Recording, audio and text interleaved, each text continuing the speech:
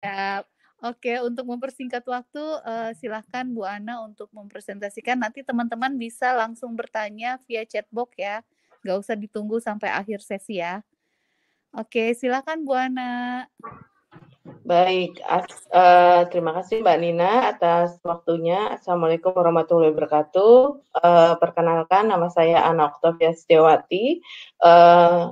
Mudah-mudahan teman-teman banyak yang sudah kenal saya gitu ya. Kalau dulu saya banyak sekali bergelut dengan analisa citra satelit karena memang saya dulu sempat di citra satelit lumayan sekitar 5 tahun.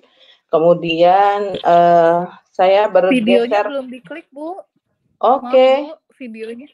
Enggak, Sebentar aja biar dia. not allow soalnya, nggak diizinkan, nggak dibuka mungkin.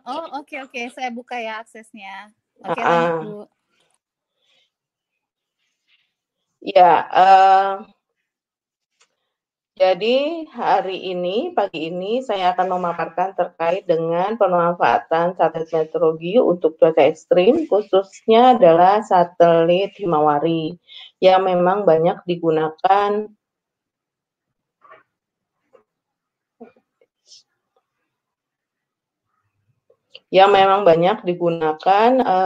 untuk operasional di BMKG.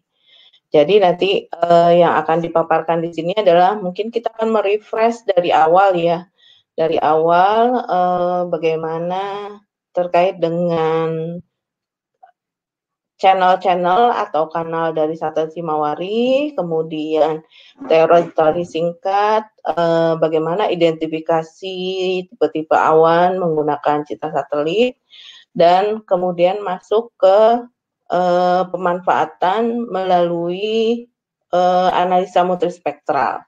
Yang tentu ini teman-teman nanti kami sangat berharap ini bisa membantu teman-teman dalam melakukan analisa ataupun peringatan dini cuaca ekstrim, karena kami tahu bahwa jika ada kendala, teman-teman mempunyai kendala terkait dengan pembuatan peringatan dini pada saat radar itu off, sehingga agak kebingungan gitu pada saat membuat peringatan dini. Nah, sebenarnya citra satelit Himawari bisa digunakan, tapi tentu tadi itu ada keterbatasan dan ada koreksi-koreksi yang teman-teman perlu pertimbangkan gitu. Mungkin untuk mempersingkat waktu, saya mulai. Tentu ketahui satelit meteorologi yang dimaksud di sini adalah satelit yang digunakan untuk bertujuan mengamati kondisi atmosfer dan digunakan untuk penelitian informasi. Nah, secara polar orbit itu dibagi menjadi 3, yaitu geo, kemudian polar, dan leo. Nah, kita bisa lihat di sini bahwa geostationary orbit itu dia bergerak atau melintasi bumi itu dari timur ke barat, kemudian posisi satelit tersebut itu cukup tinggi gitu dari permukaan bumi, yaitu 36.000. Nah, ini yang mengakibatkan bahwa resolusi spasialnya menjadi lebih rendah dibandingkan dengan satelit polar ataupun LEO. Nah, tetapi kalau kita lihat resolusi temporalnya lebih tinggi dibandingkan dengan satelit polar. Nah, kemudian kalau satelit polar di sini arah pergerakannya yaitu utara selatan, kemudian posisinya cukup dekat dengan permukaan bumi walaupun masih ratusan kilometer, sehingga resolusi spasialnya menjadi lebih tinggi. Kalau kita tahu ada satelit Aqua, Terra, kemudian teman-teman tentu juga sudah banyak ya menggunakan citra satelit. Nah, tetapi kendalanya adalah satelit ini resolusi temporalnya itu hanya 2 kali sehari, sehingga memang pada saat kita ingin melakukan analisa cuaca ekstrim misalnya gitu dengan temporal yang tinggi, ini kurang membantu gitu kalau menggunakan satelit polar. Nah, yang terakhir adalah terkait dengan, pola orbitalnya adalah yang mempunyai misi khusus atau tropic orbit. Contohnya di sini ya TRMM, JASON, GPM. Jadi memang satelit ini diluncurkan dengan misi tersendiri. Misalnya kalau TRMM kan mengamati curah hujan di wilayah tropis seperti itu. Nah, untuk contoh-contoh terkait dengan satelit geo, kemudian polar, LEO, teman-teman bisa lihat di slide ya. Jadi saya tidak menjelaskan secara detail. Nah, sekarang kita lihat posisi satelit meteorologi di antariksa itu memang sudah mempunyai orbitnya masing-masing. Jadi kalau kita lihat di sini, ini adalah pola orbital untuk satelit geostasioner. Kemudian untuk yang polar kita bisa lihat arah pergerakannya utara selatan. Walaupun tidak persis betul, jadi memang ada kemiringan sekian derajat, biasanya tergantung dari posisi satelit tersebut. Kemudian untuk TRMM kita lihat di sini, ini posisinya mengitari orbit. Jadi memang semua sudah ada koordinat orbitnya masing-masing seperti itu. Kita masuk ke satelit Himawari. Jadi teman-teman mungkin sudah tahu ya bahwa satelit Himawari ini merupakan generasi penerus dari satelit MTSat-2. Diluncurkan pada 7 Oktober 2014 dan beroperasional di 7 Juli 2015. Nah, kemudian sensornya kita sebut sebagai Advanced Himawari Image yang mempunyai 16 kanal. Nah, ini yang menjadi andalan memang dari satelit Himawari, bahwa dengan banyaknya channel atau kanal atau disebut juga band, maka panjang gelombangnya menjadi lebih pendek untuk setiap rentang panjang gelombangnya menjadi lebih pendek untuk setiap channelnya. Nah, hal ini memperbaiki kanal atau resolusi yang ada di MTSat-2. Nah, dulu kita tahu bahwa di MTSat-2 itu hanya ada 5 channel. Sehingga pada saat kita ingin mengidentifikasi satu fenomena cuaca atau tipe awan, mungkin ada kekurangannya. Nah, ini yang diperbaiki di satelit Himawari. Nah, kita lihat posisinya adalah di 140,7 dengan ketinggian 38.800 km. Tujuan utamanya tentu untuk mendukung perakiraan cuaca, monitoring siklon tropis, dan penelitian cuaca. Nah, kita lihat di sini areanya ya. Untuk wilayah Indonesia, untuk di BMKG yang kita punya adalah ini. Yang pertama yaitu full disk dengan 16 channel kita terima setiap 10 menit. Sehingga teman-teman bisa bayangkan dalam sehari itu ada 144 data dengan ukuran sekian besar. Sehingga memang infrastruktur yang diperlukan tuh sangat besar, sehingga yang banyak diolah menjadi produk itu hanya untuk wilayah Indonesia dan sedikit ke utara dan ke selatan. Karena kalau misalnya semuanya dibuat dalam full disk, ini banyak sekali nantinya membutuhkan storage yang sangat besar. Tapi ke depan jika infrastruktur memang sudah mencukupi gitu, ada kemungkinan juga, artinya tidak tertutup kemungkinan bahwa kita bisa memprovide untuk full disk. Nah, selain itu, teman-teman mungkin bisa lihat ada kotak di sini di atas, kemudian ada di sini. Ini merupakan target area. Jadi kalau kita lihat di wilayah Jepang, tentu mereka karena mereka yang punya satelit ya, tentu resolusi temporal dan spasialnya sangat tinggi gitu. Kalau kita lihat di sini resolusi temporalnya adalah 2,5 menit. Kemudian untuk wilayah siklon, ini di sini, ini wilayah siklon, ini juga 2,5 menit. Sementara untuk yang di bagian selatan, ini di Australia, landmark ini 0,5 menit. Nah, ini tujuannya adalah untuk mengkoreksi. Karena kan teman-teman tahu bahwa satelit itu mekanisme observasinya bukan melakukan foto gitu, tetapi melakukan scanning. Sehingga memang perlu ada titik koreksi, apakah itu scanning yang dilakukan itu baik ataukah tidak. Jadi perlu ada titik koreksi untuk mengetahui betul kualitas dari data satelit yang di-scanning oleh satelit Himawari. Nah, kalau kita lihat di sini, seperti saya tadi sudah sampaikan bahwa kanalnya ada 16 channel. Kemudian teman-teman bisa lihat penamaan salurannya, kategorinya tetap di visible, near infrared, dan infrared. Nah, seperti saya tadi sampaikan bahwa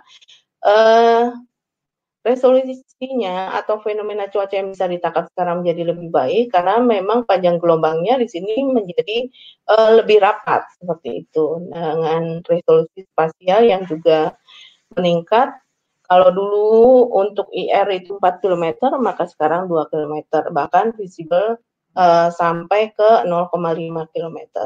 Nah, ini yang menjadi andalan kita sekarang bisa melakukan monitoring terhadap potensi cuaca signifikan. Karena kita tahu untuk daerah tropis memang cuaca ekstrim atau cuaca signifikan tuh berlangsung kadang hanya dalam waktu hitungan menit seperti itu. Nah, ini juga teman-teman bisa baca ya kegunaannya dari masing-masing channel itu untuk apa saja.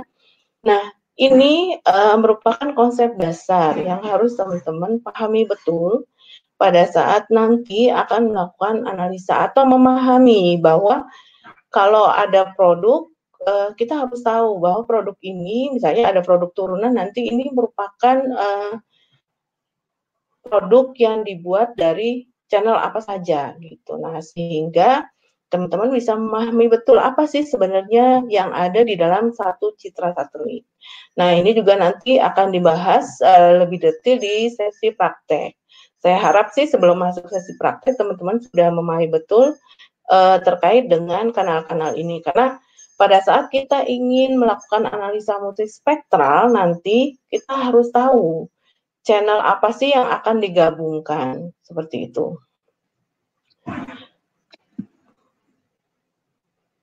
Iya, kemudian nah ini adalah citra dasar dari Himawari 8 yang biasanya digunakan di tahap awal untuk melakukan analisa. Jadi kalau misalnya kita ingin mengetahui ada awan apa sih di atas wilayah kita, maka biasanya memang yang dilihat citra dasarnya dulu gitu. Nah, tapi tentu saja namanya citra dasar warnanya ya hanya abu-abu, putih.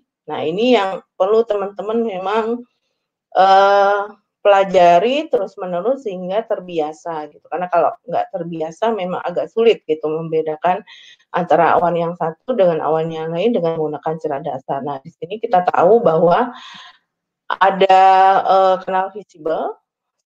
Ya, seperti namanya visible, maka citra ini menggambarkan tekstur ataupun bentuk dari awan. Jadi kalau misalnya kita ingin mengetahui awan CB, tekstur bentuknya ya bergumpal-gumpal, menjulang tinggi seperti itu. Nah, kemudian ada IR4. IR4 ini biasanya disebut sebagai atmospheric window. Jadi memang merupakan short wave IR. Jadi near infrared. Nah, yang lainnya yaitu kanal water vapor. Nah, kanal water vapor ini untuk mengetahui berapa banyak sih kandungan uap air yang ada di dalam awan ataupun di atmosfer. Yang terakhir yaitu kanal infrared. Ini tentu teman-teman sudah paham betul bahwa kanal infrared biasanya kita gunakan untuk mengetahui suhu puncak awan ataupun ketinggian awan. Nah, pada saat kita melakukan identifikasi tipe awan, apa saja ya yang bisa kita lakukan? Yang pertama yaitu dengan melihat citra visible dan citra IR. Nah, ini dengan begitu kita bisa mengetahui betul tipe awannya. Kemudian dengan melihat bentuknya dengan melihat teksturnya, kemudian dengan melihat pergerakannya. Nah, kalau misalnya ada teman-teman yang sulit membedakan awan CB dengan awan cirrus, bagaimana sih cara membedakannya? Karena kalau dari suhu puncak awan mungkin hampir sama. Nah, yang bisa dilakukan adalah dengan membuat animasinya, sehingga teman-teman bisa tahu bahwa CB, CU itu tentu pergerakannya lebih lambat dibandingkan dengan CI. Nah, ini teman-teman bisa membedakan gitu, bahwa kalau CI bergeraknya lebih cepat. Nah, ini kalau di animasi nanti akan menjadi kelihatan betul gitu perbedaannya. Nah, yang terakhir adalah dengan melihat perubahan terhadap waktu. Jadi kita lihat perubahannya seperti apa gitu. Kalau awan CU perubahannya kan dia cepat, bergumpal-gumpal ke atas, suhunya menurun tajam seperti itu. Jadi hal-hal itu yang perlu kita perhatikan. Nah, tentu teman-teman saya yakin udah tahu persis ya karakteristik tipe-tipe awan tuh seperti apa gitu. Kalau awan CB karakteristiknya seperti apa, CU seperti apa, stratocumulus dan lain sebagainya. Nah, ini ilmu-ilmu itu menjadi dasar. Jadi konsep-konsep dasar itu jangan dilupakan pada saat kita melakukan analisa, karena itu juga membantu gitu pada saat kita melakukan analisa satelit ataupun radar nanti. Kemudian, nah kita lihat di sini bahwa pada saat kita ini di sini saya mengambil 2 citra yaitu visible dan IR. Lihat bahwa untuk 100 misalnya teman-teman bisa lihat di sini. Nah, ini agak sulit ya membedakan kalau memang dari citra dasar. Yang lebih mudah memang pada saat melihat ini yang CB. Kalau yang CB ini terlihat jelas ya, karena memang bentuknya itu kita lihat di sini, ini yang visible ya, bergumpal-gumpal, menjulang tinggi seperti itu. Kemudian dari awan IR-nya kita bisa lihat bahwa ukurannya besar. Nah, yang agak sulit itu pada saat kita melihat ini awan status seperti itu, awan SC. Ini kalau lihat kan hanya abu-abu. Nah, ini sehingga dengan melakukan analisa lebih lanjut, misalnya dengan multispektral, itu nanti menjadi lebih mudah pada saat menentukan jenis-jenis awannya. Nah, teori dasar yang perlu teman-teman pahami adalah terkait dengan tadi itu, ada citra dasar ya, ada IR, kemudian IR4, ada IR2, ada water vapor. Nah, ini yang teman-teman perlu pahami betul kenapa nilainya menjadi lebih kecil, apa yang mempengaruhi dan sebagainya, sehingga pada saat melakukan pencampuran channel-channel tersebut menjadi lebih tepat. Nah, kita lihat di sini terkait dengan IR1. IR1 ini adalah merupakan penggambaran dari radiasi awan ataupun tanah. Nah, ini dapat mengamati meski malam hari.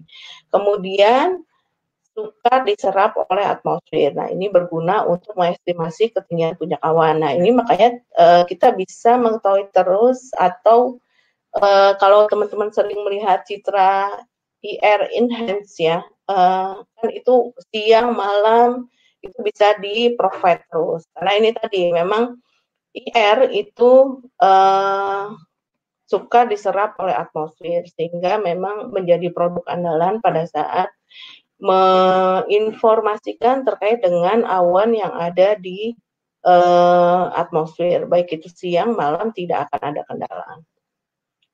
Kemudian untuk IR2, nah IR2 ini transmisi oleh uap air yang berbeda. Jadi penggambarannya kita lihat di sini, jika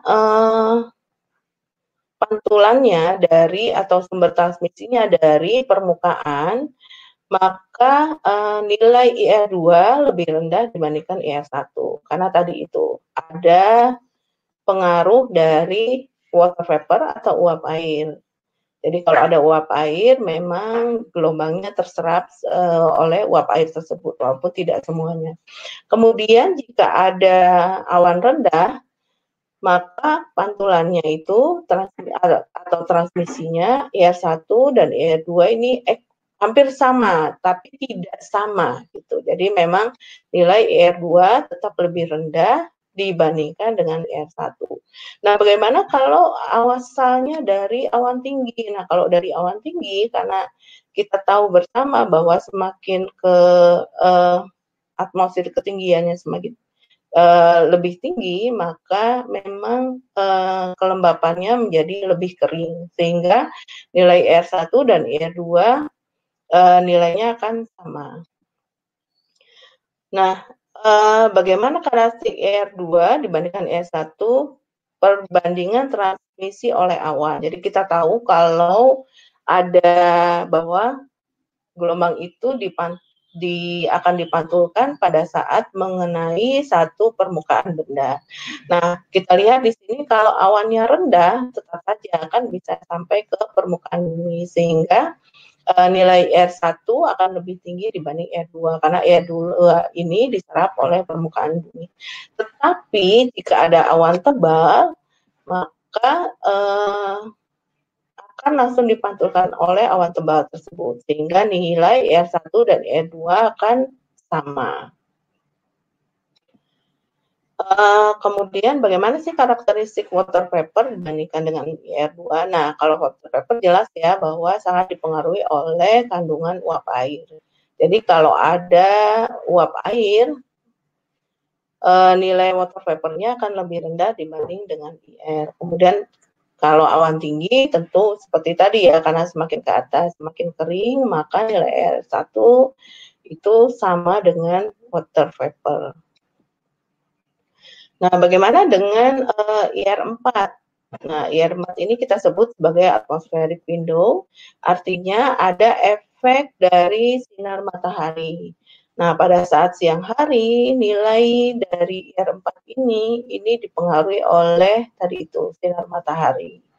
Kemudian kalau malam hari, karena memang tidak ada sinar matahari, maka murni merupakan nilai dari IR4 itu sendiri. Nah, bagaimana pada saat ada water cloud atau awan rendah? Maka juga dipengaruhi oleh ini tadi, keberadaan dari water cloud, sehingga nilai dari IR4 ini menjadi lebih rendah dibandingkan dengan IR1.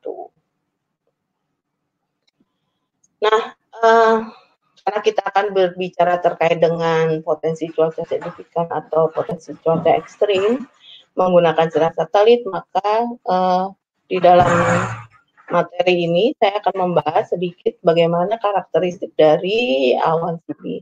Nah, kita tahu bahwa awan CB itu tumbuh berkembang dari awan cumulonimbus.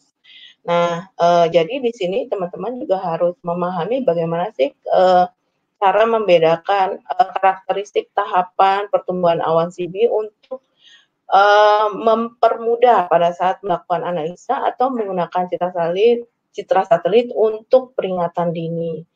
Ini tahap tumbuh awan cumulus, kemudian tahap berkembang di sini. Nah, ini kita lihat di sini bahwa awan CU ini belum ada kristal es di sini. Nah, ini nanti sangat membantu pada saat kita ingin melihat citra satelitnya gitu. Membedakan mana awan cumulus convexus, mana awan CB. Nah, ini dari tadi ini karakteristiknya dari awan tersebut. Nah, awan CB di puncaknya ini ada kristal-kristal es. Nah, ini nanti akan lebih lanjut dibahas di slide berikutnya.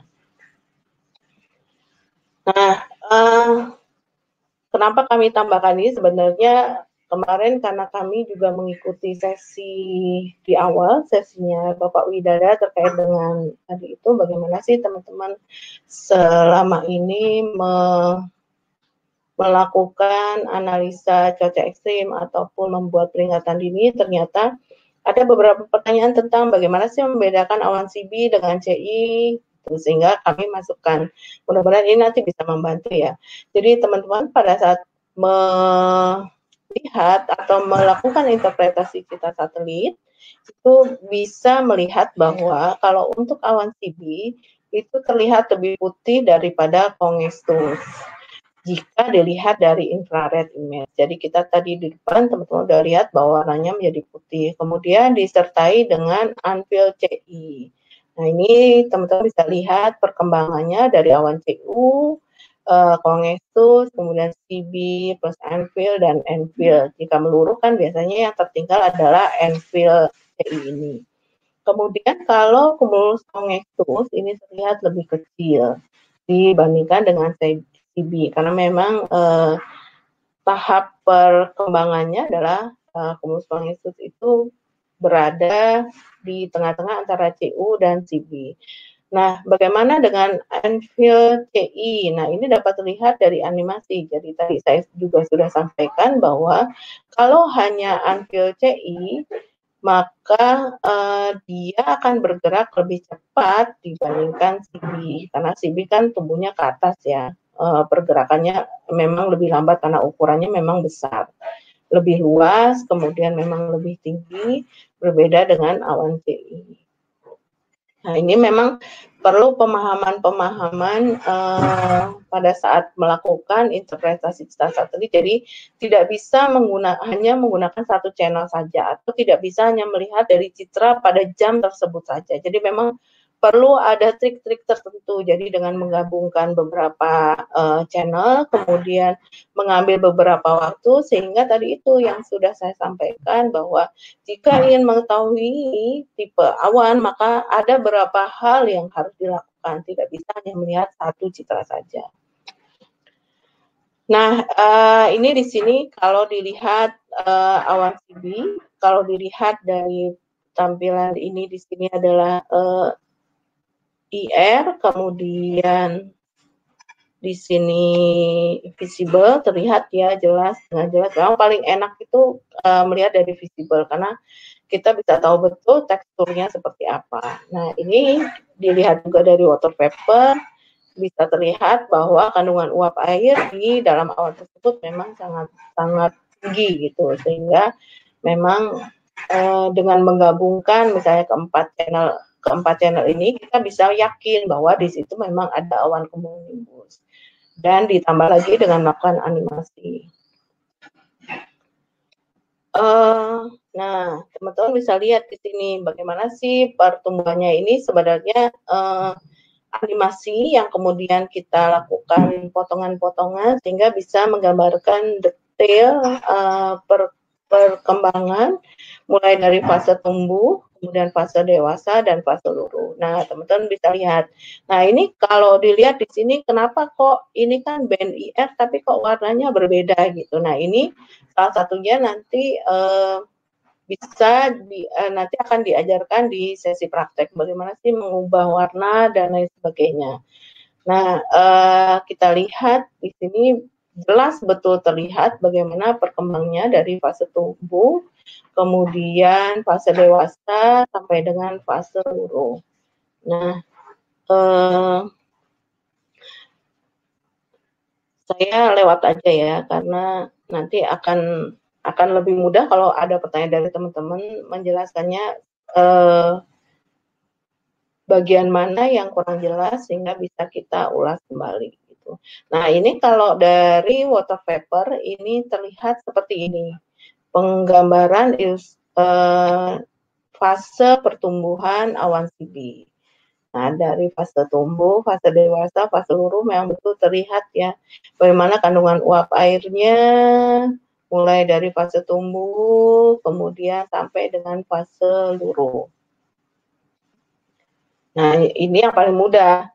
Tentu dilihat dari sini, kita bisa tahu bahwa di sini masih awan CU, kemudian berkembang menjadi awan, sudah mulai berkembang di sini menjadi awan tinggi.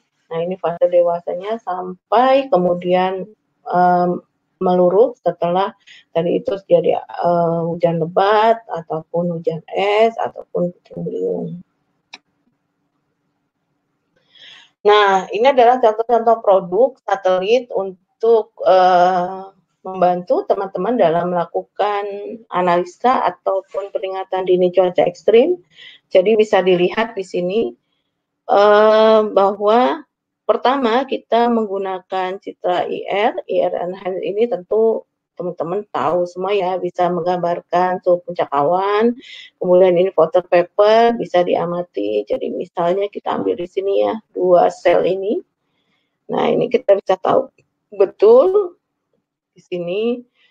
Nah, selain itu ada rainfall potensial area. Nah, jadi teman-teman bisa mengetahui seberapa besar sih kriteria curah hujan yang akan turun. Di sini sudah diberikan kriterianya sampai dengan sangat lebat. Jadi teman-teman bisa mengetahui.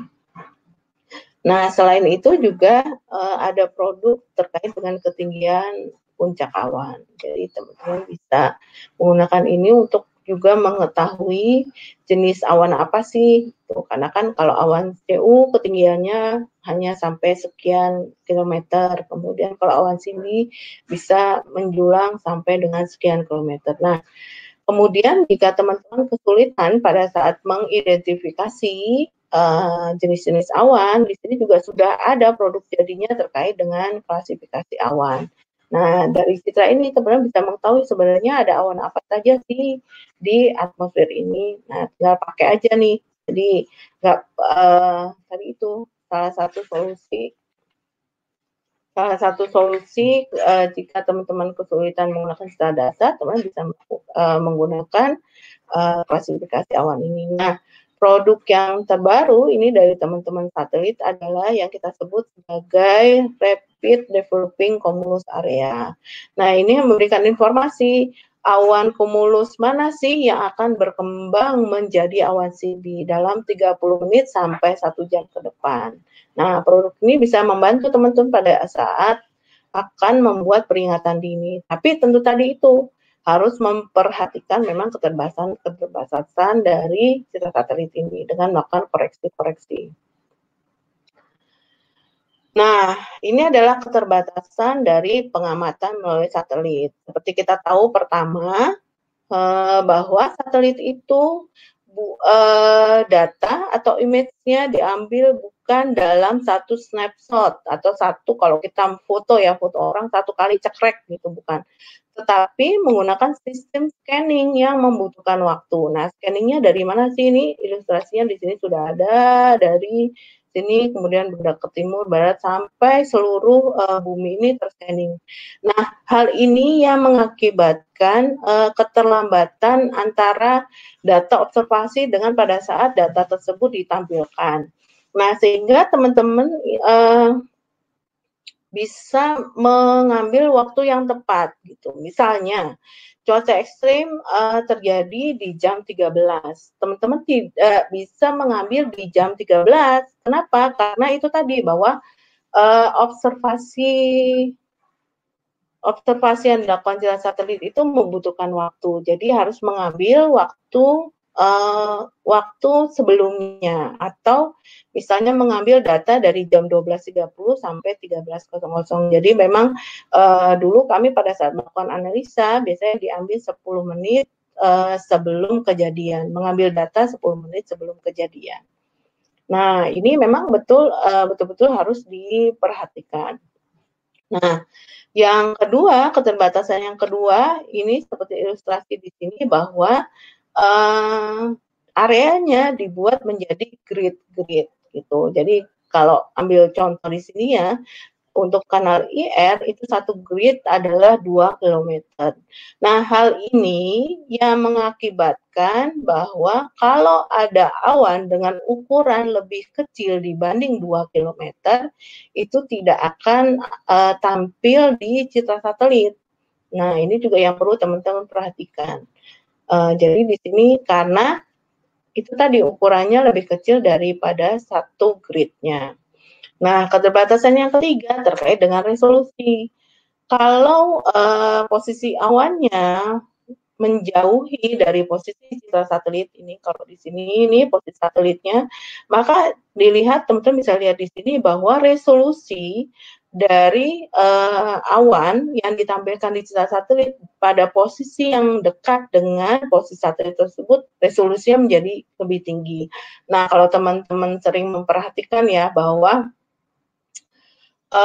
Di Citra Satelit itu kalau awan-awan yang posisinya misalnya di Jayapura itu tampilan awannya itu lebih clear gitu, lebih jelas dibandingkan dengan awan-awan yang ada di Sumatera seperti itu. Karena tadi itu kalau semakin menjauhi maka resolusi spasialnya akan menjadi lebih rendah. Nah kalau di sini 2 kilometer nih posisi di sini maka di sini bisa 6 kilometer resolusi spasialnya. Nah ini yang perlu teman-teman juga perhatikan. Nanti memang agak menyulitkan pada saat melakukan interpretasi dengan itu cita-cita dasar tadi itu karena dia akan resolusinya lebih rendah maka warnanya juga akan menjadi lebih redup atau lebih abu-abu. Nah ini yang banyak menjadi permasalahan adalah terkait dengan paralak. Jadi paralak ini adalah perpindahan posisi awan pada citra satelit karena disebabkan dengan sudut itu ya sudut atau kalau kita bilang sih sudut pandang kalau misalnya kita berdiri di atas gedung gitu kan nah ibaratnya seperti itu di atas gedung sehingga pada saat melihat satu objek itu akan terjadi pergeseran disesuaikan dengan jarak dari satelit tersebut dan ketinggian awan. Nah, sebenarnya teman-teman di satelit itu sudah membuat referensi terkait dengan koreksi paralaks. Nah, ini sebagai contoh, kalau tinggi puncak awannya sampai 10 km, ini di sini ada diagramnya, maka misalnya untuk wilayah Jakarta, teman-teman harus melakukan koreksi. Koreksi berarti posisinya itu bergeser ke ke sebelah kiri itu 11 km. Jadi harus dikoreksi, ditarik ke sebelah kanan sejauh 11 kilometer. Nah, seperti itu. Jadi penggambarannya seperti ini. Nah, ini keempat ini harus diperhatikan pada saat teman-teman akan menggunakan citra satelit sebagai bahan untuk perakiraan ataupun analisa. Sehingga tadi itu pertanyaan-pertanyaan terkait kok citra posisi awan di citra radar dan citra satelit kok berbeda ya, di citra radar ini posisinya di kecamatan A, tetapi citra satelit posisinya di kecamatan B. Nah, ini yang harus teman-teman perhatikan pada saat ada awan CB, tentu kan tinggi. Kalau 10 km, maka harus dikoreksi, disesuaikan, digeser lokasinya. Oh, berarti ini sebenarnya posisi awan ada di kecamatan A, bukan di kecamatan B gitu. Nah, pemahaman-pemahaman ini yang memang harus betul-betul dipahami oleh teman-teman forecaster sehingga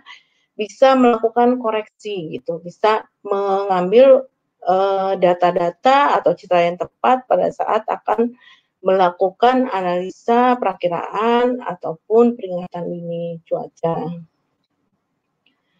Nah, ini adalah materi yang terakhir, yaitu dari tadi saya sudah menyampaikan terkait dengan analisa multispektral. Analisa multispektral itu biasanya kita seringnya dengan komposit RGB gitu. Jadi salah satu metode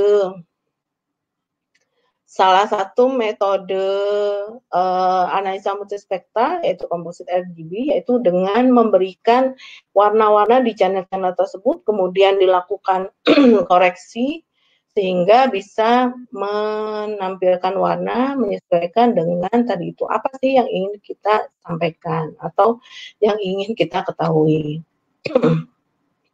Nah, ini adalah yang pertama.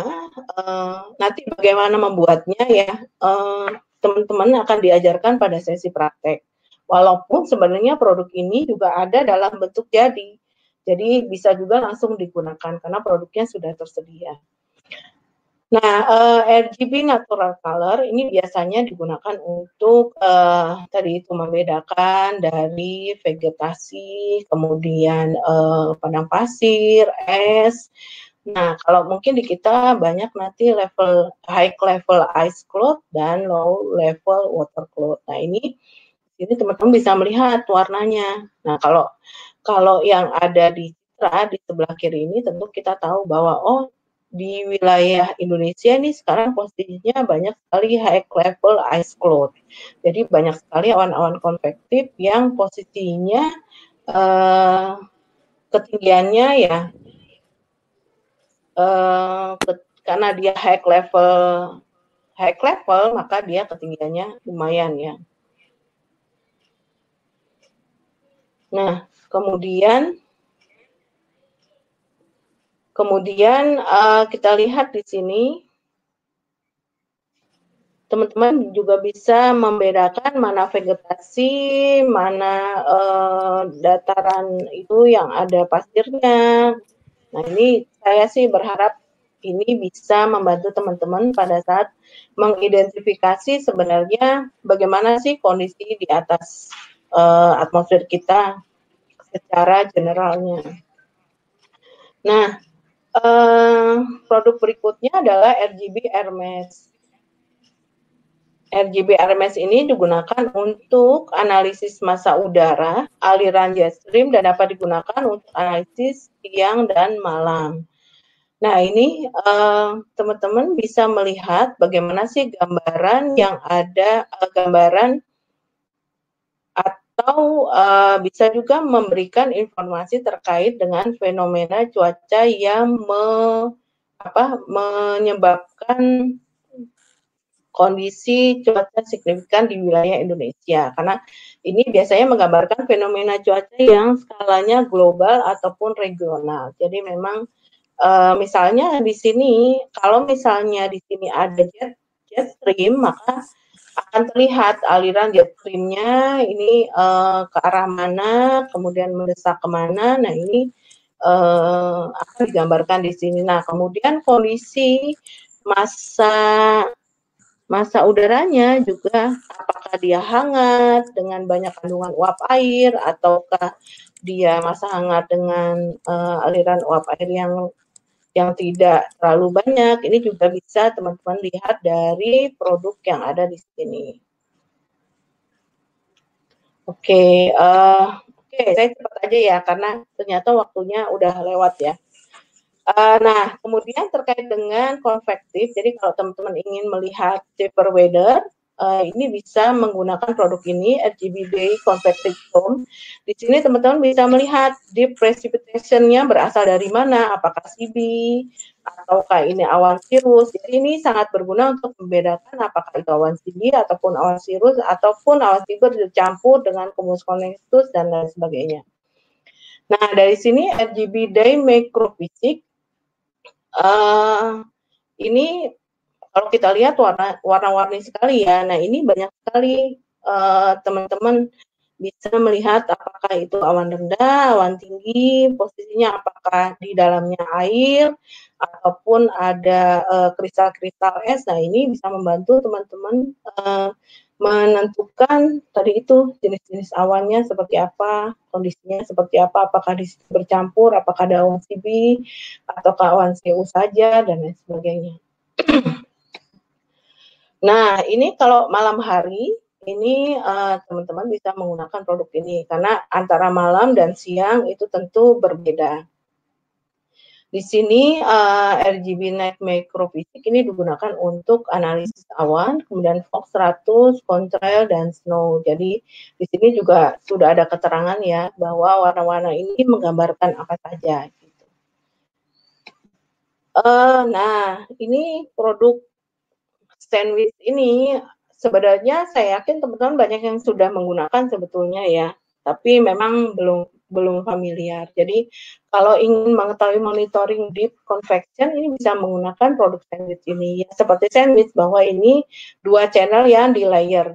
Channel yang di bawah itu adalah visible, sementara channel yang layer di atasnya itu adalah infrared. Dengan begini teman-teman bisa tahu betul atau mengetahui betul bagaimana sih pertumbuhan dari awan CB tersebut sehingga bisa menentukan atau melakukan interpretasi dengan tepat.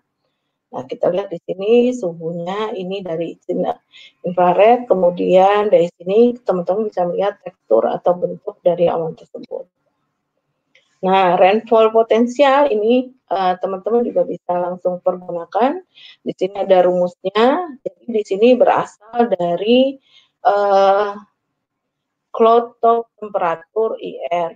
Nah, ini hanya dari temperatur, suhu puncak awan, kemudian dengan rumus ini sehingga menghasilkan rainfall potensial. Nah, produk yang terakhir yaitu rapidly developing cumulus area. Dari sini ini digunakan untuk menentukan awan cumulus yang berpotensi menjadi cumulonimbus. Di sini teman-teman bisa lihat ada tanda positif merah dalam 30 menit sampai 1 jam ke depan. Dari mana sih sebenarnya ini teman-teman di satelit bisa memberikan informasi ini tentu ada step by step-nya. Jadi bahwa area tadi itu dilakukan filter, mana saja sih yang merupakan benar-benar awan cumulus, kemudian dilakukan kalkulasi dengan menggunakan beberapa parameter. Nah, setelah itu dilakukan lagi kembali kalkulasi dan penentuan daerah mana nanti yang akan berkembang menjadi cumulonimbus. Nah, saya kira cukup sekian dari saya. Kemudian nanti akan saya mulai jawab ya pertanyaan-pertanyaannya. Kalau misalnya sesi ini nanti berakhir, maka kita bisa melanjutkan di LMS. Nanti juga akan ada beberapa materi terkait dengan paralak dan akses data-data, teman-teman bisa melihat, kemudian kita berdiskusi lebih detail. Oke, Mbak Nina. Oke, terima kasih Bu Ana. Silahkan Bu Ana lihat WhatsApp-nya. Teman-teman, kita beri aplaus dulu buat Bu Ana atas paparannya. Oke, silahkan Bu. Di WhatsApp sudah ada pertanyaannya. Iya, Halo, baik. Ibu. Iya, halo. Baik, ini saya sambil Bisa baca langsung soalnya. Bu dijawab. Iya. Iya. Yang pertama dari Mbak Asriani Idrus, bagaimana cara membedakan awan yang berpotensi hujan lebat dan tidak? Karena 2 hari yang lalu kejadian awan ngeblok di Sulsel bagian utara dengan warna putih hingga merah, tetapi curah kategori ringan, tetapi di kasus lain oke.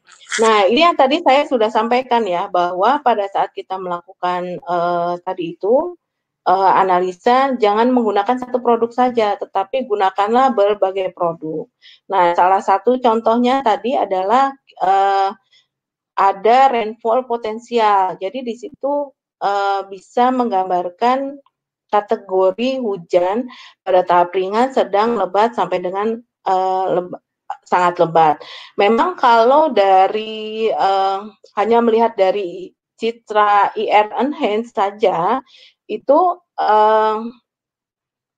ada apa ya, mungkin ada informasi yang kurang tepat gitu. Informasi artinya pada saat teman-teman melihat hanya dari citra IR saja, oh sebenarnya karena kan kita tahu bahwa awan-awan itu pada saat ada awan konvektif dia bercampur gitu. Nah, perlu teman-teman ketahui bahwa yang diambil itu adalah posisi yang dari atas. Nah, kadang yang di bawahnya itu tertutup oleh dengan posisi kalau dari suhu puncak awan ya, posisi awan yang paling atas, sehingga harus dilihat juga dengan produk-produk yang lain. Ini sebenarnya ada apa sih di dalamnya gitu. Nah, mudah-mudahan ini bisa menjawab ya. Jadi memang perlu dilakukan interpretasi ataupun analisa dengan menggunakan beberapa channel atau tadi dengan mengambil beberapa waktu. Jadi sehingga bisa melihat perubahannya secara detail. Kemudian di sini nomor 2, Haryati, bagaimana mensiasati adanya kesalahan paralak yang terjadi pada saat. Nah, ini mungkin pertanyaan ini muncul sebelum saya sampaikan materinya ya. Jadi tadi sudah saya sampaikan bahwa terkait dengan paralak, teman-teman di satelit sudah menyiapkan referensi bagaimana mengkoreksi posisi dari awan tersebut. Karena tadi itu di citra satelit, itu posisi awan memang sangat ditentukan oleh jarak terhadap satelitnya dan juga ketinggian awannya. Jadi kalau awannya 10 km, maka dilakukan koreksi tergantung dari posisi, tergantung dari jaraknya terhadap satelit tersebut. Nah, nanti saya akan share referensinya, ada yang 5 km, 10 km. Nah, ini teman-teman bisa langsung gunakan saja, jadi langsung dikoreksi. Kemudian oke, nomor 3, izin bertanya Bu, bisakah Mas Eko Yulianto Nugroho, izin bertanya Bu, bisakah data satelit diolah sehingga bisa menggambarkan tekanan udara? Nah, kalau ke tekanan udara, bisa sih bisa, tetapi perlu mungkin perhitungan lebih lanjut gitu, karena yang ditangkap oleh satelit itu terkait dengan suhu utamanya. Jadi memang suhu kemudian dikalkulasi kembali tadi untuk melihat bagaimana potensi hujannya dan lain sebagainya. Nah, kalau dikonversi ke tekanan udara tentu perlu ada perhitungan-perhitungan lebih lanjut. Nah, nanti terkait dengan hal ini kami perlu mencari referensinya dulu ya, Mas Eko Yulianto, karena takutnya kalau dijawab sekarang kan kami harus mencari referensi yang tepat seperti itu. Kemudian pertanyaan keempat, Mbak Arini Pratiwi, izin bertanya Bu, bagaimana cara menggunakan pita satelit dalam mengidentifikasi kondisi cuaca fog di wilayah tropis?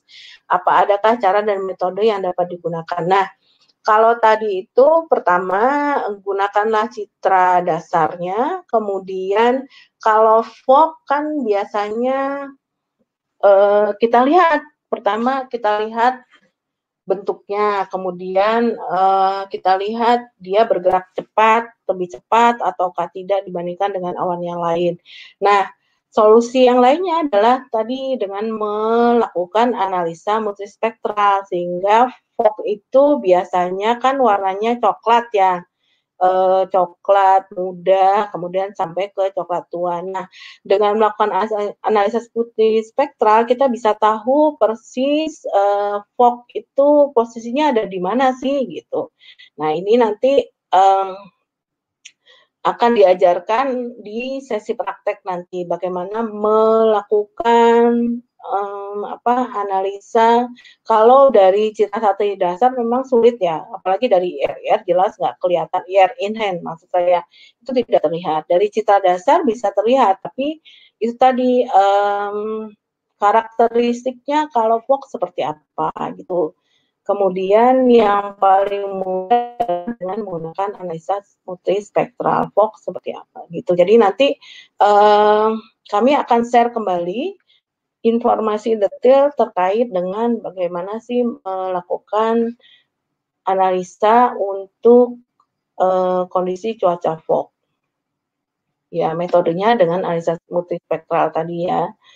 Kemudian Ahmad Agus Widodo, beberapa waktu ideal yang kita perlukan untuk mengamati perubahan citra awan mengingat kami bekerja oke. Biasanya diambil adalah 30 menit. Jadi 30 menit lakukan animasi sehingga paling tidak minimal adalah kita mengambil dari 3 data minimal gitu. Jadi sebenarnya kalau udah ada datanya ya, kalau di satelit itu bisa langsung dilakukan program gitu, jadi mengambil beberapa waktu kemudian dilakukan animasi. Nah, ini memang kami paham betul bahwa memang teman-teman forecaster kan tentu banyak pekerjaan yang lain ya, sehingga kan tidak mungkin hanya mengamati citra satelit saja. Nah, di satelit juga itu bisa didesain otomatis, dia menggambarkan animasi secara otomatis gitu. Nanti di sesi praktek tuh ada Mas Alpon dan Mas Sugeng, itu mereka udah pakar-pakarnya lah terkait dengan itu, melakukan setting-setting untuk satelit. Nah, selain itu juga sebetulnya di web satelit itu sudah ada animasi untuk wilayah-wilayah. Jadi ada animasi untuk Indonesia, kemudian region 1 sampai region 5. Jadi tinggal menggunakan saja gitu. Kemudian pertanyaan berikutnya adalah Pak Zaki ada 3 pertanyaan. Apakah karakteristik awan CU dan CCU pada citra satelit sama? Kemudian pada edisi E, apakah ada kriteria khusus awan CU yang diplot areanya atau letaknya? Iya.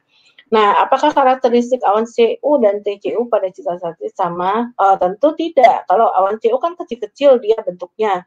Kalau awan TCU dia kan sudah lebih berkembang. Berarti dia udah ada toweringnya. Jadi ukurannya itu sudah lebih lebar. Kemudian dia sudah ada top atau gumpalan di topnya gitu.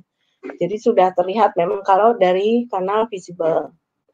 Nah, kalau ingin tadi itu melihat ya tentu water vapor-nya dilihat, kemudian air-nya dilihat. Nah, untuk klasifikasi juga bisa menggunakan produk klasifikasi awan. Nah, pada edisi E, apakah ada kriteria khusus awan CU yang ya tentu ada kriteria khusus awan CU. Jadi awan CU yang diplot areanya atau letaknya adalah awan CU yang berpotensi berkembang menjadi awan CB. Jadi tidak semuanya. Jadi di tahap awal, tadi saya sudah jelaskan bahwa di tahap awal itu ada filtering area potensial dulu. Daerah mana sih yang atau awan CU mana yang akan nantinya berkembang menjadi awan CB.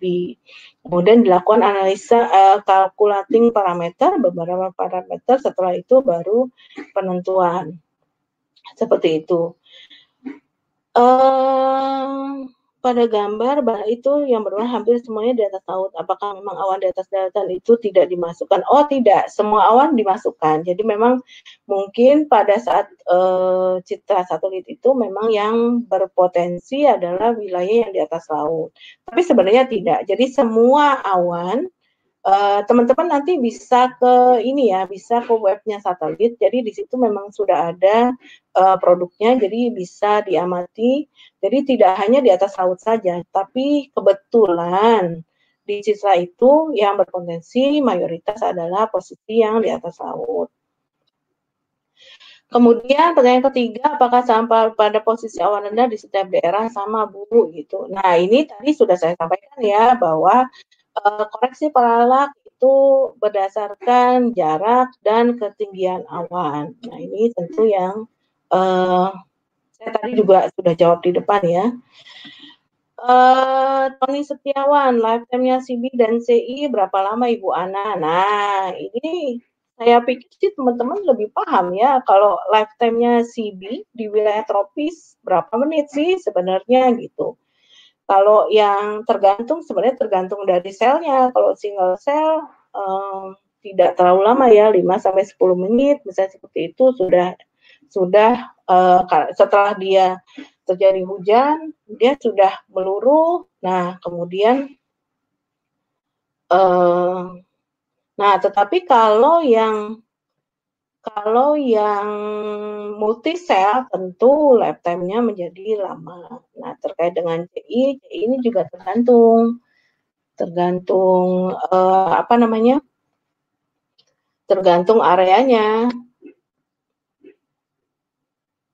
Oke, nanti ini jadi ada beberapa nanti yang akan saya perjelas di sesi forum ya. Nanti saya akan sampaikan referensi ilmiahnya terkait dengan pertanyaan yang memang ada saintisnya. Kemudian berikutnya Richard, ada 2 pertanyaan. Pada musim pancaroba di Makassar dan muncul awan CB yang titik tumbuhnya awalnya berasal dari pegunungan. Jika diamati di satelit akan terlihat ngeblok hampir di seluruh wilayah Makassar Maros. Tetapi kadang-kadang hanya puncak awan yang melebar. Bagaimana cara untuk melakukan analisa kasus ini Bu? Apalagi untuk malam hari yang tidak bisa dibantu citra visible. Metode yang disampaikan Ibu tadi mengenai titik koreksi apa perlu dilakukan untuk kasus seperti ini? Ya. Jadi tadi terkait dengan koreksi-koreksi yang saya sampaikan memang itu berlaku general. Jadi perlu dilakukan jadi dia tidak terpengaruh waktu sebenarnya koreksi-koreksi tadi itu. Jadi memang harus dilakukan koreksi pada saat kita ingin melakukan analisa cuaca ekstrim. Nah, kemudian teman-teman juga harus paham terkait dengan tadi itu karakteristik tumbuh kembang awan di masing-masing area. Jadi kebetulan saya juga pernah di Makassar ya. Jadi kalau di Makassar memang benar bahwa kalau musim pancaroba itu berasal kalau awan-awan sudah mulai tumbuh di pegunungan, oh berarti ini sudah mulai masuk nih masa pancaroba gitu. Nah ini memang harus di apa ya?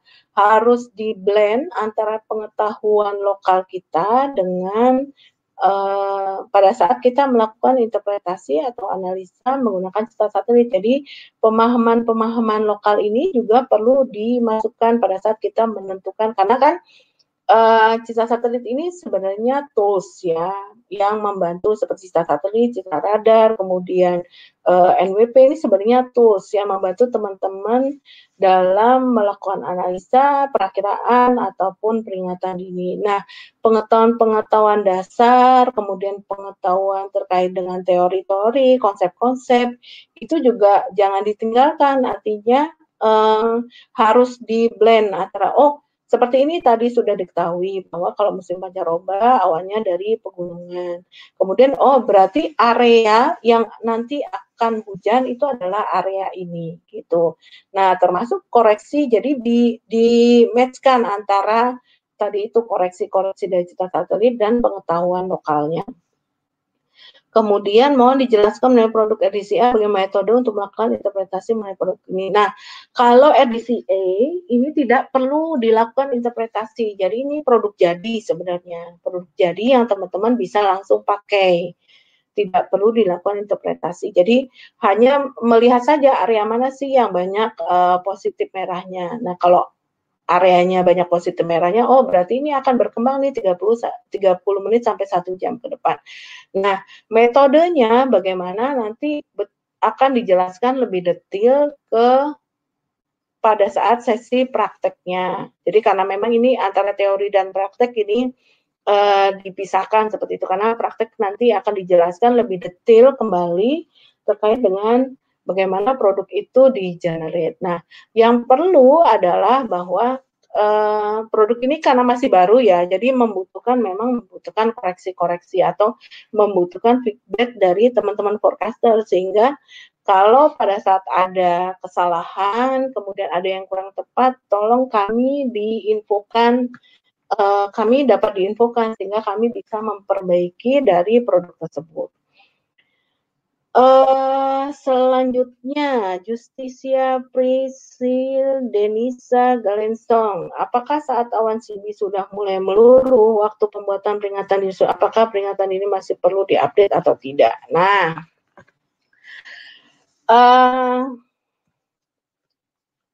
SOP peringatan dini kan sudah ada ya.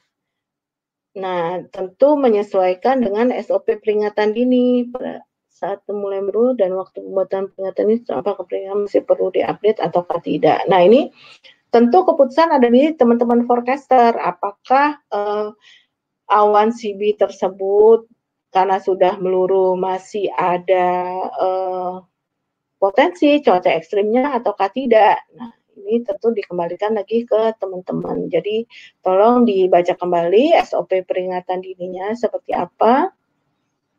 Nah, kemudian bagaimana memanfaatkan tadi itu citra satelit untuk menggambarkan awan CB-nya. Karena di sini kan awan CB sudah mulai meluruh. Nah, awan CB sudah mulai meluruh itu dalam arti bahwa cuaca ekstrim kan sudah terjadi. Nah, apakah untuk misalnya pada saat meluruh itu potensi cuaca ekstrimnya masih ada ataukah tidak. Nah, ini yang perlu dipertimbangkan oleh teman-teman. Kalau misalnya posisinya multisel, tentu meluruhnya membutuhkan waktu lama. Jadi kemungkinan bisa saja pada saat meluruh pun hujan lebat masih akan terjadi. Nah, ini betul-betul perlu dilakukan analisa dengan menggabungkan data-data yang lain. Apakah peringatan dini tersebut perlu diupdate ataukah tidak. Kemudian berikutnya Mbak Kadek Setiawati. Dalam produk cloud type yang dimaksud dengan dense cloud terdiri dari awan apa saja. Nah, dense cloud ini memang biasa yang kita ambil itu adalah towering cumulus biasanya. Nah, jadi kalau ada dense cloud artinya dia memang pertengahan antara awan CU dan awan CB. Kemudian yang nomor 11 Mega Fitriawita. Bagaimana sebenarnya prinsip kerja pada estimasi hujan menggunakan satelit GSMAP, Bu? Karena sering juga ditemukan terjadi hujan lapangan namun tidak terjadi GSMAP. Nah, tadi ya seperti yang saya sampaikan bahwa citra satelit itu mempunyai keterbatasan, artinya keterbatasan dalam skala resolusi. Kalau awannya lebih kecil dari skala gridnya, maka awan tersebut tidak bisa divisualisasikan dalam citra satelit tersebut. Jadi memang harus dilihat bagaimana terkait dengan ukuran awannya. Nah, ini yang pertama harus diketahui. Kemudian terkait dengan prinsip kerja pada estimasi hujan menggunakan satelit GSMAP. Nanti ini sebenarnya ada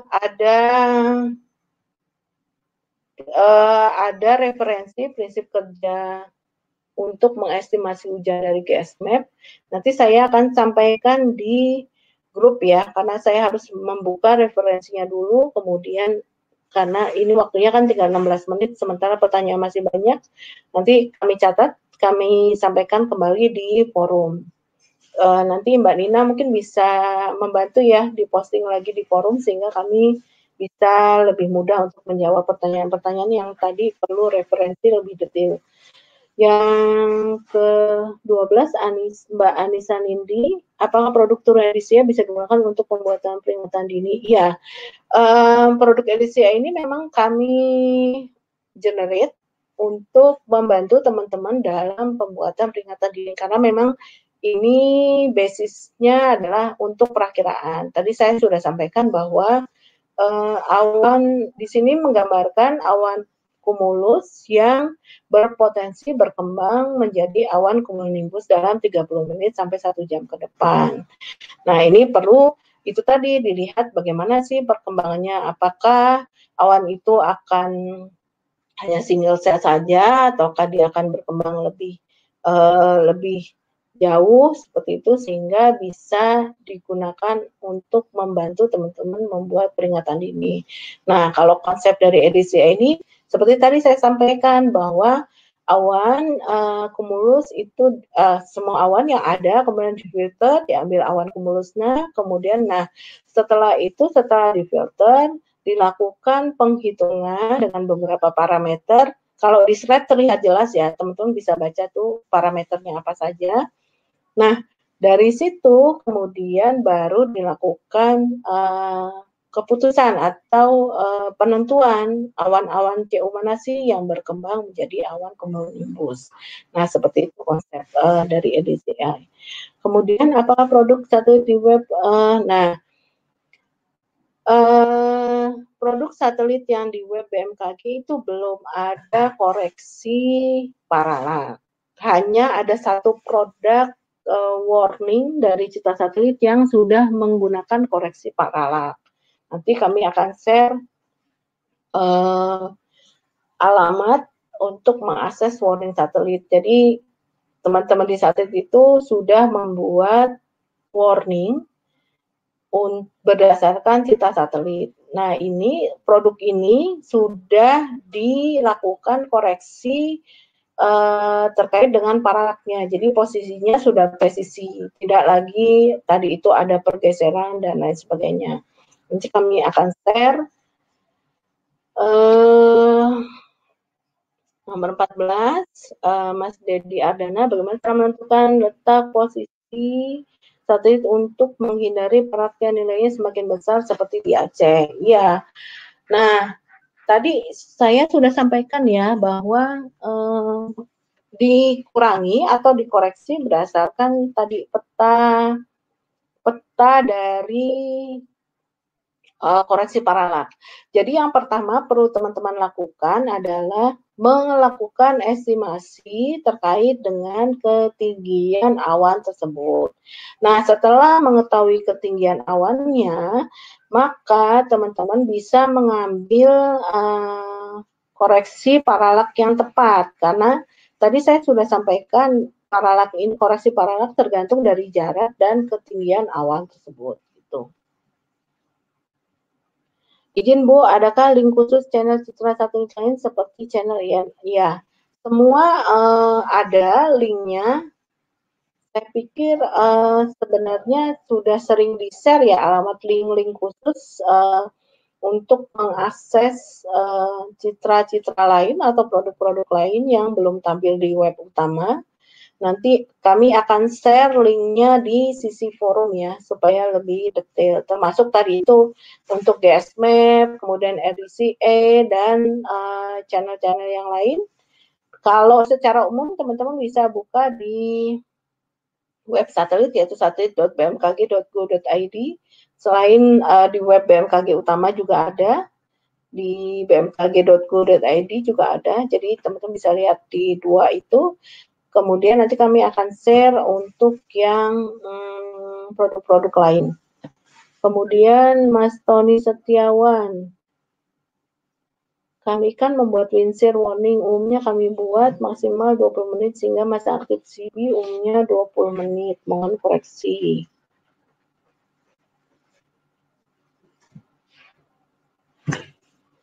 Oke. Mas Tony Setiawan ini maksudnya mengkoreksi saya gitu ya. Karena nggak ada pertanyaannya di sini. Kami kan membuat windshear warning, umumnya kami buat maksimal 20 menit sehingga masa aktif CB umumnya 20 menit. Mohon koreksi. Oke, jadi tumbuh kembang awan CB tergantung tadi itu ukuran selnya, apakah dia single cell, multi cell, dan sebagainya. Jadi memang perlu dicermati betul dari animasinya, dan teman-teman di UPT, teman-teman forecaster itu tentu paham betul bagaimana sih karakteristik dari awan CB. Nah, kalau secara umumnya ya tentu sesuai tadi yang sudah saya sampaikan di depan. Kemudian Mbak Anissa Fauzia, izin Bu Ana, Citra EDCA sangat membantu untuk pembuatan peringatan dini ekstrim di wilayah kami. Apakah kedepannya penyajian Citra EDCA ini dapat ditampilkan per region atau per provinsi? Nah, oke, sebentar saya cek ya.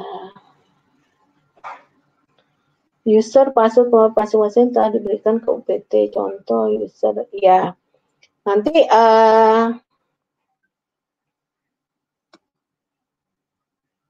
ya memang saat ini memang masih wilayah Indonesia ya. Nanti ke depannya ya ini masukan untuk kami, insya Allah kami tampung ke depannya dapat ditampilkan per region ataupun per provinsi. Jadi teman-teman di Jambi, terima kasih bahwa Citra EDC ini bisa membantu peringatan dini. Mohon juga disampaikan ke kami nanti feedback, salah satu feedbacknya ini ya, permohonan atau permintaan untuk tampilkan per region atau per provinsi.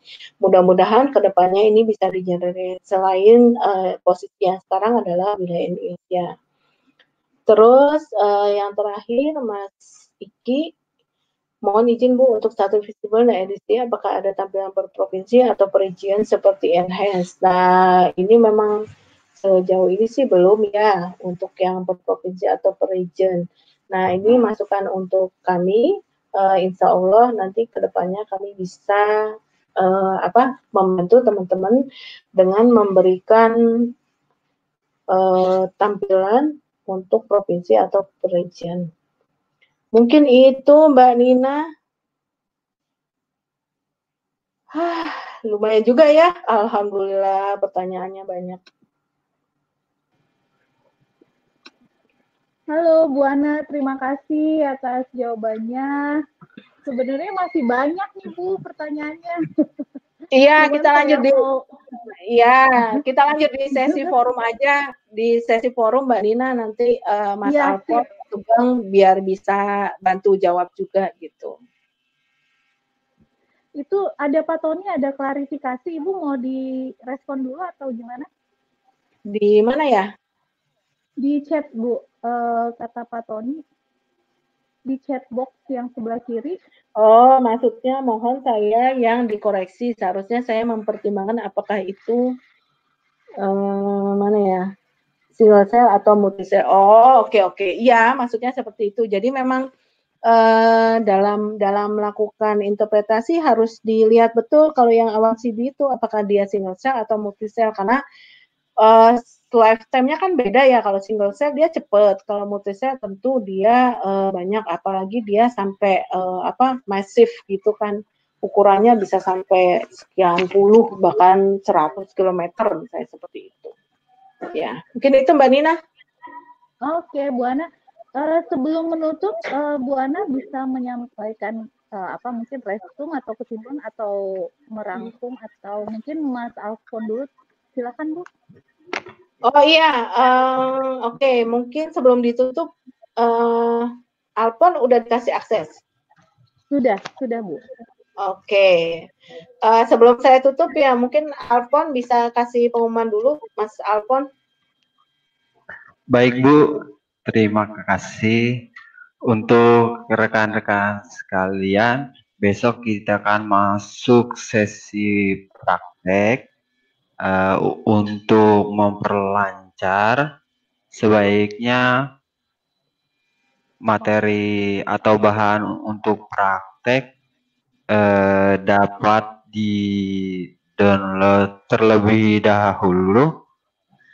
Sudah dia-upload di LMS atau nanti linknya bisa juga dikirim melalui saat grup ini. WhatsApp-nya ada Mas. Grup WhatsApp-nya ada, nanti bisa saya kirim juga. Oh siap. Nanti minta tolong Mbak Nina di-upload link yang sudah saya kirim sebelumnya. Iya. Mas Alfon, ini kan banyak pertanyaan terkait dengan RDCA ya. Mungkin bisa diinfokan apakah besok RDCA itu akan dibahas bagaimana detail di dalamnya gitu, perhitungannya. Siap Ibu, tadi saya sudah mencatat apa saja yang kira-kira akan ditambah atau penekanan lebih lanjut terkait dengan pertanyaan. Khusus untuk RDCA, kita akan praktek mulai dari membuka webnya, kemudian interpretasi singkat.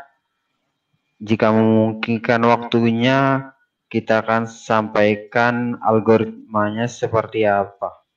Demikian Ibu. Oh oke, baik. Jadi teman-teman tolong itu tadi ya, saya paham betul karena produk ini kan baru, kemudian karena bisa membantu teman-teman ya, karena ini kan perakiraan ke depan. Jadi nanti besok akan disampaikan lebih detail terkait dengan bagaimana sih interpretasi, kemudian algoritmanya, sehingga teman-teman bisa paham betul. Dan jangan lupa berikan kami juga feedback sehingga kami bisa memperbaiki produk yang ada. Nah, mungkin sebagai closing, terima kasih teman-teman atas atensinya. Saya tidak menyangka ya, karena saya lihat dari listnya itu banyak juga sebenarnya udah senior-senior gitu. Tapi alhamdulillah mendapatkan respon yang sangat baik. Jadi memang betul pada saat melakukan interpretasi data satelit, pertama adalah bahwa dalam melakukan interpretasi satelit sangat disarankan untuk mengambil beberapa channel. Jadi jangan hanya menggunakan satu channel untuk tadi itu memberikan informasi yang lebih detail terkait dengan jenis awan yang akan kita interpretasi. Kemudian yang kedua, perlu diperhatikan terkait dengan keterbatasan pengamatan menggunakan sinyal satelit, sehingga tadi itu perlu dilakukan koreksi-koreksi mandiri oleh teman-teman.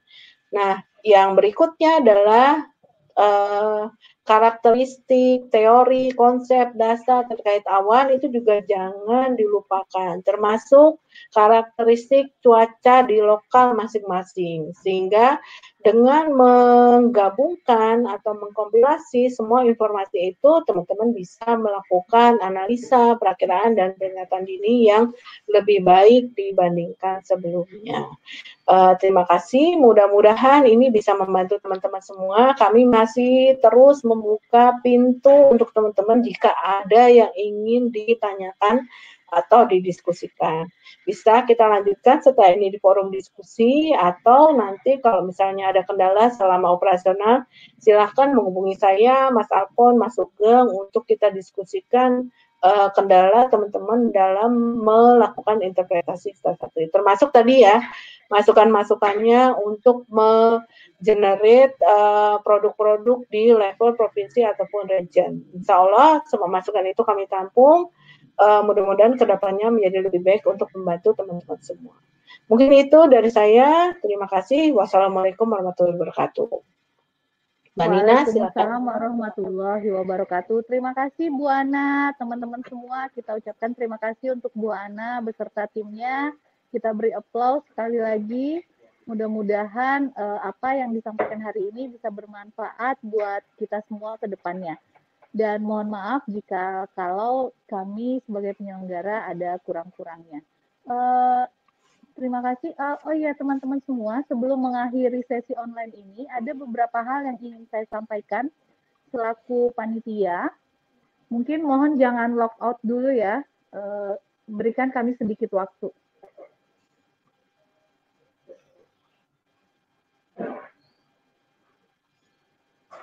Oke, jangan lupa untuk sesi besok kita ada 2 kelompok ya, sehingga diharapkan prakteknya bisa lebih lebih intens gitu ya. Karena kalau 40 itu cukup banyak orang gitu.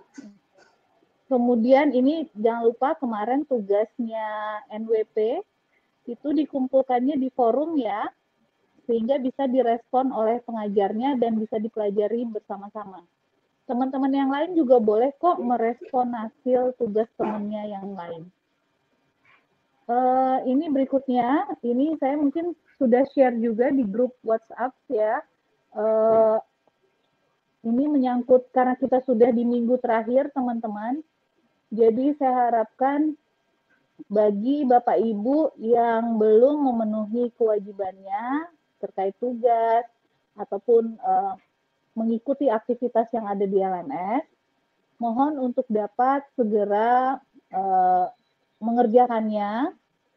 Saran saya sih jangan di akhir-akhir waktu, karena nanti kita juga yang bingung gitu ya, terlalu banyak padat dan waktunya sudah mepet. Jadi mohon untuk dapat dicicil bagi yang belum, karena ini tugas-tugas juga belum lengkap 40, begitu juga dengan batch-nya. Jadi ditunggu ya, jika ada kendala silahkan kontak kami. Nah, ini jadwal kita untuk minggu ini, kita akan selesai pada minggu depan hari Senin. Hello Explorer, welcome to this wonderful world.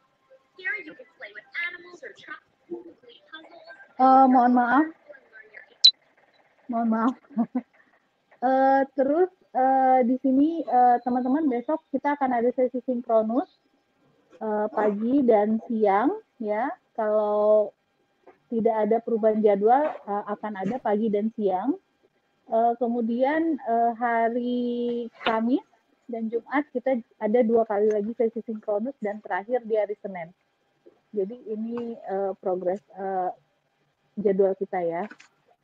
Kemudian ini teman-teman silahkan bagi yang ingin mendownload, tadi Mas Alfon sudah menyerahkan linknya di grup, di chat box yang Wizik ini juga sudah ada tadi linknya. Tapi kalau di LMS juga sudah ada di sini, silahkan teman-teman kalau ingin mendownloadnya lewat sini ya.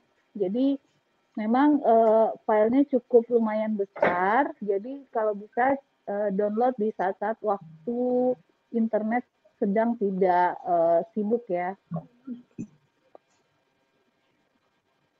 Nah, ini untuk besok kira-kira jadwalnya.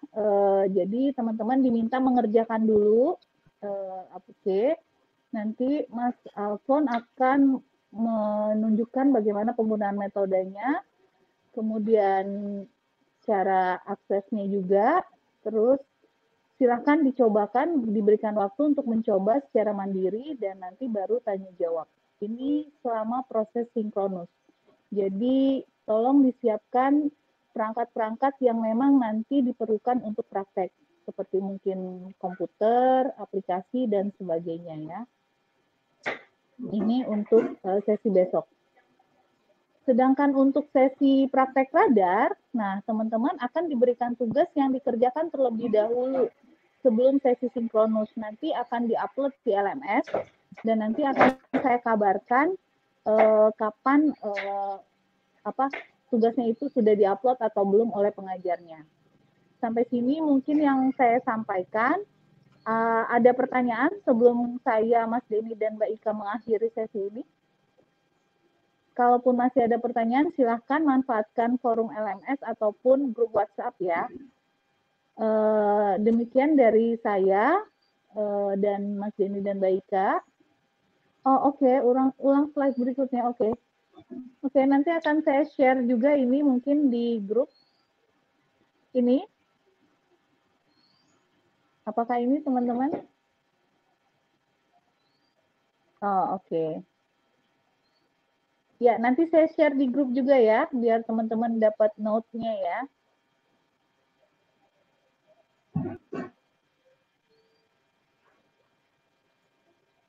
Oh oke, subtitle-nya belum punya. Oh oke, nanti mungkin saya akan kabarin. Oh, oke, Bu Ana. Oh, Bu Ana masih ada. Bu Ana ada beberapa yang belum punya sepertinya. Oh, mungkin Mas Alvin. Iya, nanti mungkin di LMS nanti sudah tersedia pada link download itu sudah dijawab. Oh oke, jadi silahkan ya nanti ya teman-teman ya. Oh, tuh sudah dikasih lagi tuh. Nanti coba dibuka dulu linknya ya, Mas Dedi ya.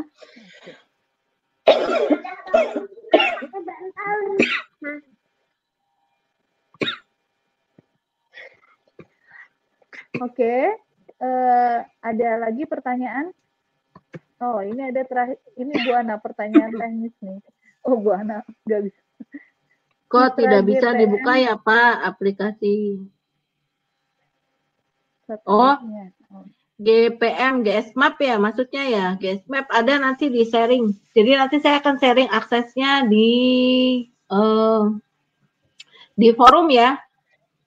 Boleh. Atau di bahan nanti saya kirim ke Nina. Nina silakan upload ya. Boleh Bu. Boleh nanti saya bantu Bu Ana. Siap.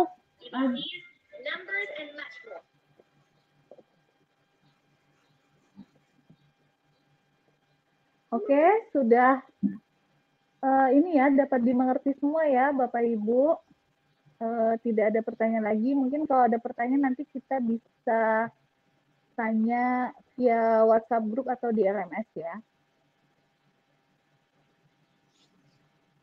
Oke, terima kasih semuanya. Terima kasih sekali lagi buat Bu Ana, Mas Alfon, dan tim. Oke, link absen ada di grup Mas Agus.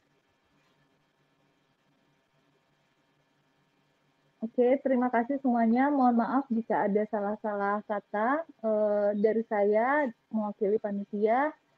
Terima kasih sekali lagi. Salam bahagia, sehat, dan sukses selalu. Dan jangan lupa selalu cuci tangan ya. Terima kasih. Assalamualaikum warahmatullahi wabarakatuh. Terima kasih. Waalaikumsalam. Ya, sama-sama Mbak Nina. Teman-teman, terima kasih ya.